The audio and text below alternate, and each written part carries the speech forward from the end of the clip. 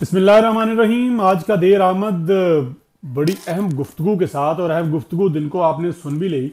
DGISPR की press conference थी, उस हवाले से बात करेंगे कि इस शख्स की गलती ने हमारे नौजवानों का खून बहाया है और अभी तक बहाया जा रहा है। इसके हवाले से बात करेंगे और बात करेंगे क्या अमेरिका जो है वाकई पाकिस्तान के एटमी प्रोग्राम को निशाना बनाने जा रहा है।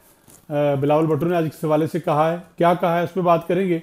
और बात करेंगे वज़ीर आज़म मियां मोहम्मद शहबाज शरीफ की कि अफ़गानिस्तान को बार बार कहा कि TTP वहाँ से ऑपरेट कर रही है, करेगी, लेकिन कोई उस पर कान नहीं धर रहा।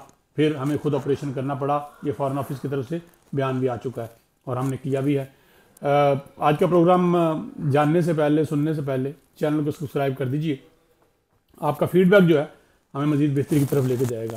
सबसे पहले बात करें तो DGISPR की ब्रीफिंग है, उस पर बात करेंगे कि 2021 में एक शख्स की गलती ने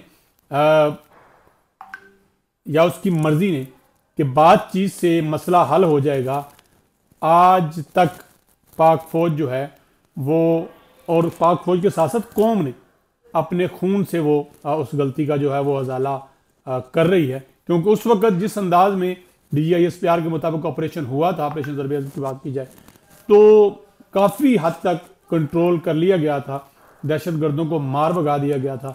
लेकिन 2021 में अचानक क्या हुआ, क्या पॉलिसी चेंज हुई, कौन था उस वक्त हुकूमत में, जो सबको पता है। उस वक्त फैसला किया गया कि दहशतगर्दों से बात की जाएगी। हाँ जी, TTP के हवाले से बात की गई, ये बात की जाएगी, और उसके बाद उनको बसाया गया, लिया के इस मुल्क में कोशिश की गई कि वो पुरअमन रहे। लेकिन उसके बाद जो हुआ वो आज भी कौम और फौज के जवान उसकी गलती की कीमत खून देकर वो जो है वो अदा कर रहे हैं। ये कहना था आज DGISPR आसम अहमद शरीफ साहब का। 9 मई के हवाले से भी उन्होंने गुफ्तगू की कि 9 मई मैं कल भी बात कर चुका हूँ, मुसलसल इस पर बात हो रही है, आप सुन रहे होंगे कि जो किरदार हैं, जो असली भी किरदार हैं, उनको भी कैफरे किरदार तक पहुँचाया जाएगा और इंसाफ का सिलसिला जो है वो जारी रहेगा जब तक तमाम लोगों को सजाएं नहीं हो जाएंगी जो इस सारी गेम में, इस सारे प्लान में मुलव्वस रहे। ब्रीफिंग दी उन्होंने ISPR ने इस हवाले से कि 5 सालों के मुकाबले में सबसे ज़्यादा दहशतगर्द इस साल मारे गए, तकरीबन 1000 के करीब दहशतगर्द मारे गए। ऑपरेशन जो हैं इसमें जो किए गए उसमें 73 इंतहाई मतलूब लोग थे, उनको मारा गया।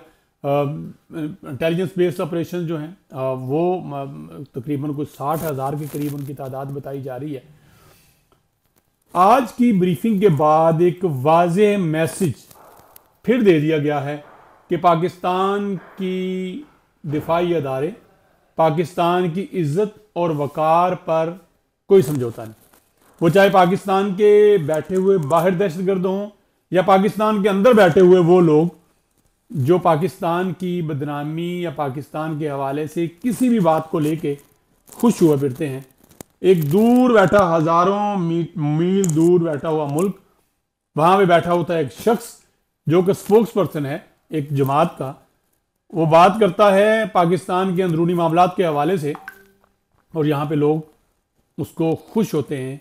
वो पाकिस्तान के एटमी प्रोग्राम पे बात कर रहा है, पाकिस्तान के मिसाइल पे प्रोग्राम बात कर रहा है, पाकिस्तान के अदारों पे होने वाले हमले पे, उसके बाद होने वाली सज़ाओं पे बात कर रहा है। और यहाँ कुछ लोग हैं वो खुश हैं। उन तमाम के हवाले से आज एक वाज़ेह मैसेज चला गया कि किसी को माफ़ी नहीं मिलेगी जो पाकिस्तान के ख़िलाफ़ किसी भी किस्म की कार्रवाई मुलव्वस हुआ, चाहे वो फेक न्यूज़ हुई, चाहे वो दहशतगर्दी में हुआ, चाहे वो अदारों पे हमले आवर के होने वाले हवाले से हुआ, या फिर पाकिस्तान के ख़िलाफ़ कोई लॉबिंग करता हुआ पाया गया, उसको दिफाई मामलात में लिया जा रहा है, उसके लिए नाकाबिल कबूल होगा वह शख्स। बिलावल भुट्टो ने बड़ा अहम बयान दिया है जिसकी मैं बात करना चाह रहा था कि अमेरिका की तरफ से जो पाकिस्तान के मिसाइल प्रोग्राम या 9 मई के हवाले से जो बात हो रही है, उनका निशाना, उनका बहाना इमरान है, लेकिन उनका निशाना जो है पाकिस्तान का एटमी प्रोग्राम है।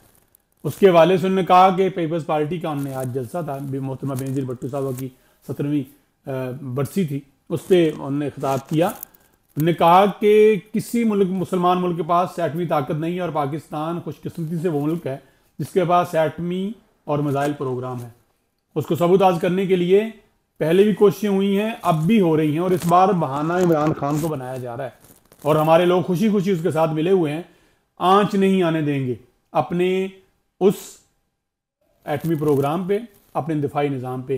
पहले ही वादा किया जा चुका है कि हमारा जितना भी हमारा एटमी प्रोग्राम है या मिसाइल प्रोग्राम है वो सिर्फ हमें अपने दिफा के लिए है, क्योंकि हमें एक बड़े दुश्मन का और एक तकरीबकार किस्म के दुश्मन का सामना है जो छुप के वार करता है। उसके लिए हमें अपने दिफाई निज़ाम को मज़ीद मजबूत बनाना है। बैन अल-अक़वामी साजिश का जिक्र किया कि बैन अल-अक़वामी साजिश हो रही है, एक शख्स को बहाना बना के उसको एटमी प्रोग्राम की तरफ बार बार बातें हो जा रही हैं। और उनने तनकीद का निशाना भी बनाया उन लोगों का जो पाकिस्तान में बैठ के खुश हो रहे हैं, या पाकिस्तान में बाहर बैठ के खुद को पाकिस्तानी कहते हैं लेकिन पाकिस्तान के खिलाफ होने वाली कोई भी बात उसका मौका नहीं जाने देते। उस हवाले से बात की है।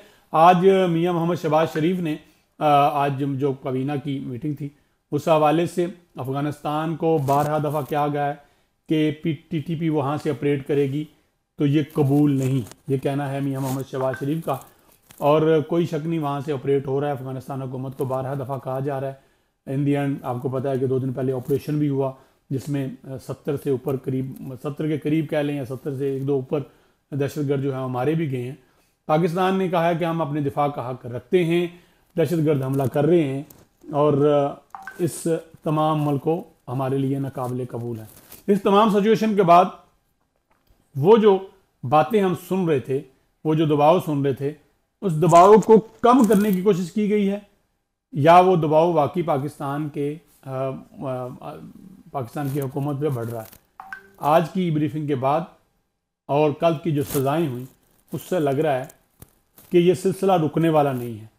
अगर मज़ामत की सियासत और इसी तरह से सियासत होती रही कि आपने ज़ोर ज़बरदस्ती से अपने मामलात को हल करना है, मुज़ाकरात की तरफ नहीं आना, मुज़ाकरात को खुशाइन भी कहा गया आज ISPR की तरफ से, नहीं आना और इसी तरह की लॉबिंग करनी है, इसी तरह पाकिस्तान के ख़िलाफ़ बातें करनी है, तो शायद ये बेल जो है मंडे नहीं चढ़ेगी और ये सिलसिला दराज होता जाएगा। और ये दराज इस तरह भी होता जाएगा कि आज जो हुकूमत में है उनकी अपोजिशन जेल में होगी, कल को जो अपोजिशन हुकूमत में आएगी दूसरे जेल में होंगे।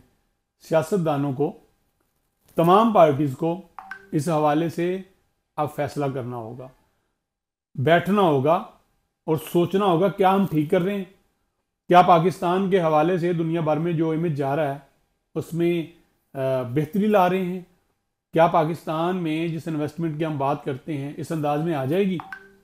एक तरफ इमरान खान पाकिस्तान की हुकूमत, मौजूदा हुकूमत को अप्रिशिएट करते हैं कि दिवालिया होने से बचाया, और दूसरी तरफ ये चीज़ें चल रही हैं।